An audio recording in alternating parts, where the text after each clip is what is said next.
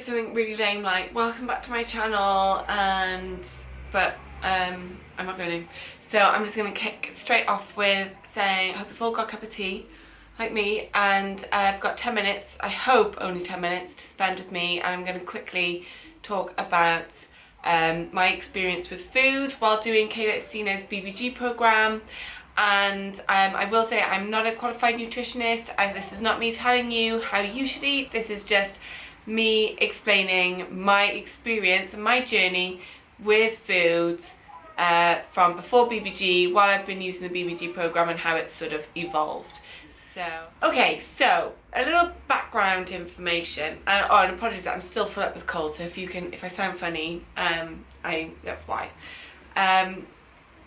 I have never had any kind of eating disorders or anything like that. I've been every size from a size 14 in UK 14 to a UK size 8. I think I've done every kind of diet known to mankind, from the South Beach diet to Atkins, to the Diet Coke and Fags diet, like where you literally just smoke and drink Diet Coke if you're hungry. That's all you do. I think it was Kate Moss that started that. Don't quote me on that, and Kate Moss, if it wasn't you, I apologise, but yeah, pretty horrendous. I once even read in one of the tabloid magazines that Katie Holmes and Victoria Beckham were just literally drinking, I think it was black tea or black coffee, but I think it was black tea, and that's all they were doing. So that's what I then tried to do for 3 days. I lasted 3 days of just drinking black tea, even though I was still putting 3 spoonfuls of sugar in my tea, but I thought this was good for me.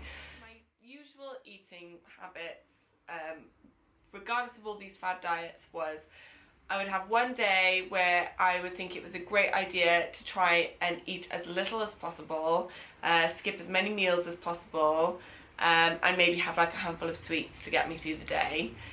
And then the very next day then I would eat everything in sight. I'm very much a person that if I open a pack of biscuits, I can't just have one, I have to have the whole packet in one sitting, not even throughout the day. Same with a sharing bag of Doritos or something. It's just, I have to have the whole thing. I make super large portions naturally, and will force if it's there on my plate, I'll eat it even if I'm not hungry. So I have a very sort of mixed relationship with food. I love food, but I'm not very responsible, or haven't been very responsible with food.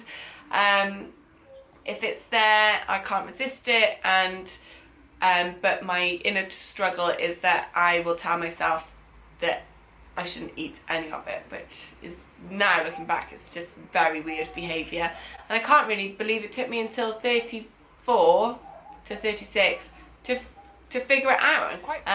So now I would eat how I would describe intuitively, as in nothing is off limits. I don't count anything, no calories, no macros. I try to have a good idea of what I'm eating, so maybe once every 12 weeks I might put it in a typical day into MyFitnessPal just to see where I am, but on a day-to-day basis I don't count anything. And I really enjoy it that way. I sort of think every opportunity I have to make a good choice where I'm not saying no to something important, then I will choose to eat healthy. If the opportunity comes up, like a night out to have meal and drinks with friends, if that comes up, then I say yes wholeheartedly, and I don't go out thinking I'm going to pick the healthiest option on the menu. I go out to treat myself, to enjoy it, and then that makes me feel really good about all the other decisions I made, and it sort of keeps me on the right path mentally, because I definitely believe food is a mental game, not a culinary one. I eat well as often as I can to make sure I can treat myself as often as I can, if that makes any sense at all. But it makes loads of sense to me, and it really works. So I started Kayla Itsino's BBG when I was 4 months postpartum, and I weighed about just over 63 kilos. My body just didn't look like I wanted it to look like. It didn't look like the body I really recognised. I had enormous love handles. So when I started the BBG program, I downloaded BBG 1 and the help guide, and I couldn't follow the help guide because I was breastfeeding, and when you're breastfeeding you have to keep your calories up if you want to have and maintain a great milk supply for your baby. So your baby eats what you eat. It's really important that it's full of calories, full of nutrients, and you can't restrict anything, especially calories, when you're breastfeeding. So I was, the goal was to keep my calories way above 2,000, but to eat 2,000 good calories rather than 2,000 biscuity, junky calories. So that was the plan, but like I said, it really, the first 8 weeks really wasn't about the food for me because I was still breastfeeding. Because I started at 4 months postpartum, it was my choice. It's been with both of my children at 6 months. I sort of just reach a mental block with breastfeeding, and I'm just ready to be rid of all the hormones. I'm ready to get my body back. I'm ready to let someone else feed the baby. So at 6 months I weaned Maddie, which was 2 months into BBG. So the first 8 weeks was just about doing what at the time I thought was healthy eating. And that at the time meant ready meals, like Weight Watchers ready meals, low fat, low carb, low fat, processed snacks, which were still very sugary. Even though they might have said fat free, they were still really sugary because it would be like things like the Snacker Jack rice cakes, and I would eat lots of those thinking that was okay. I ate like the ready meal pasta dinners, and a lot of that was out of convenience. You've got to, James was at work, I was at home with 2 children, I just had no time to make food. I was breastfeeding constantly, and so chucking a lasagna in the microwave was sometimes the best option, for otherwise I'd be not eating at all, and that wouldn't have done me or the baby any good. Okay, this has already gone on way too long. I wanted this to be about 10 minutes, and I'm going to have to do better. Right. At 8 weeks then, when I stopped breastfeeding, Maddie was almost fully weaned.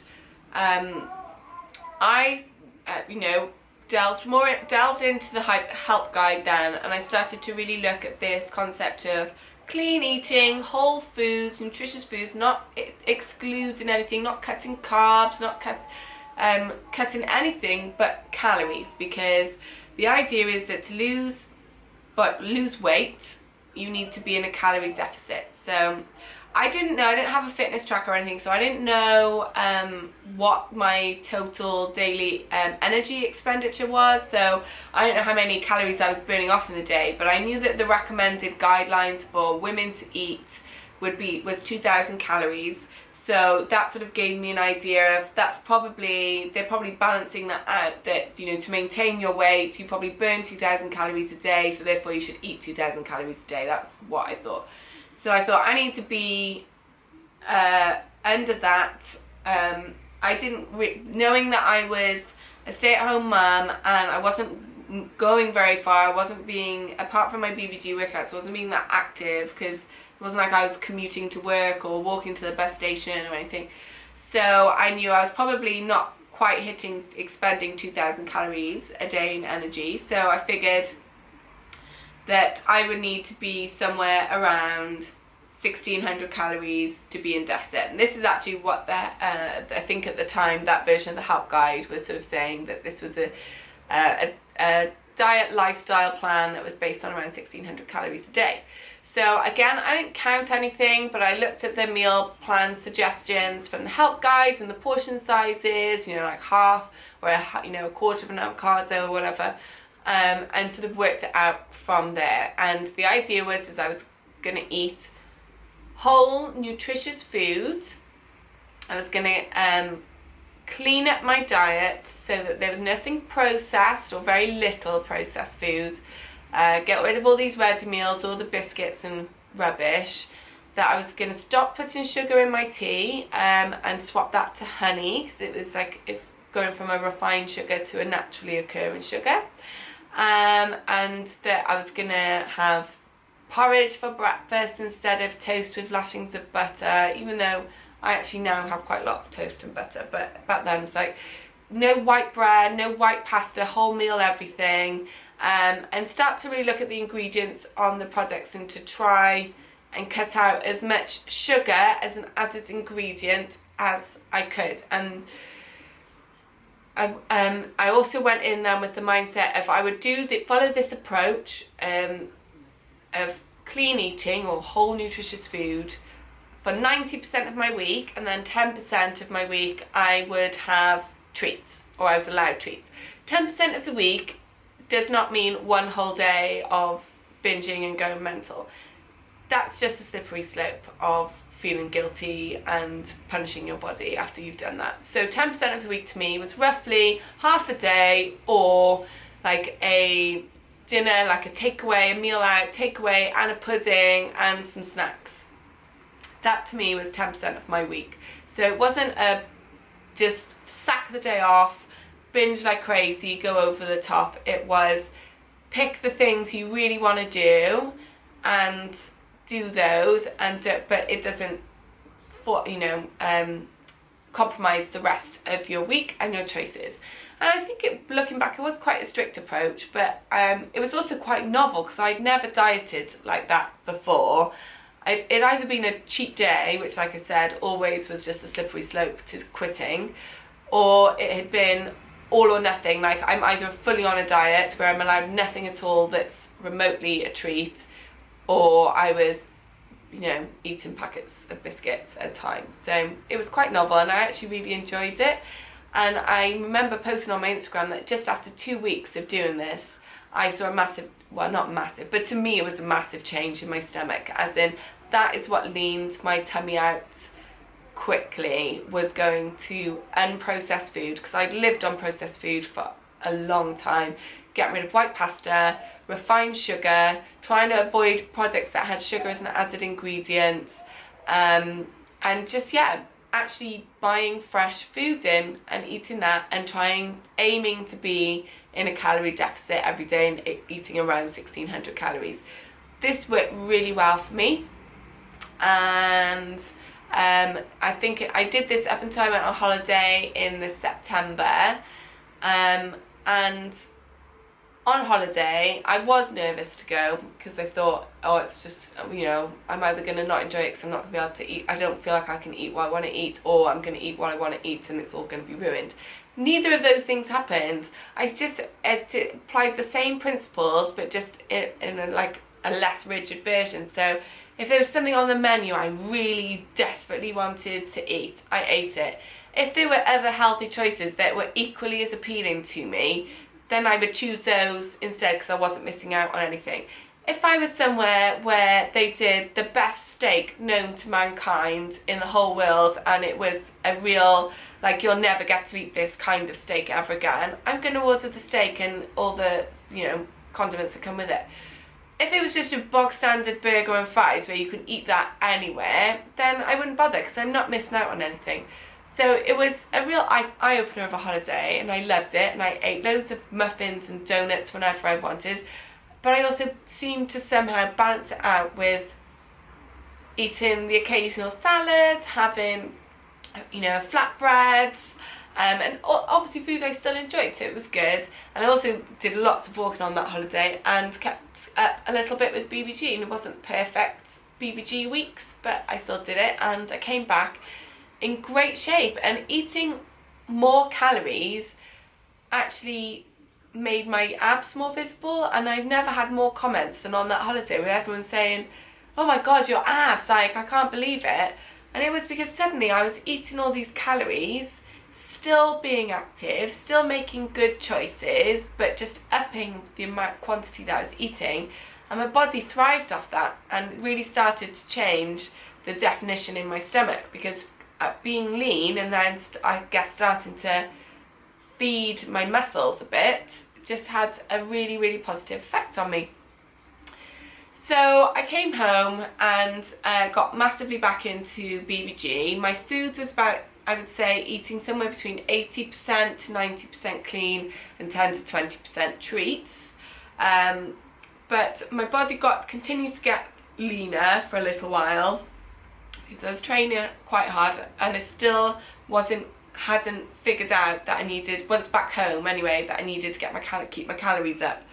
So I was still probably eating in quite a large deficit, and I continued to get leaner to the point where then I was like, I don't want to get any skinnier. And again, I never felt like that before in my life either. I've always wanted to be thinner or smaller or a smaller dress size, but the whole taking photos of your body made me realise I needed to actually put on a bit of weight, build a bit of muscle, and make sure that I was not in calorie deficit any longer. So then started to look at increasing my meals. I went to 5 meals a day, or should we say, 3 meals, 2 snacks a day, and eventually then that increased to 6. Usually the 6th one being an extra protein shake, and I started to experiment a little bit more with supplements, adding in protein and BCAAs. So adding calories started to really affect the shape of my body, because you could see that I was sculpting a bit more muscle with the workouts and fueling myself right. So it started to actually change the shape of my body. It wasn't just a skinnier version of the larger me. I was actually changing shape now. So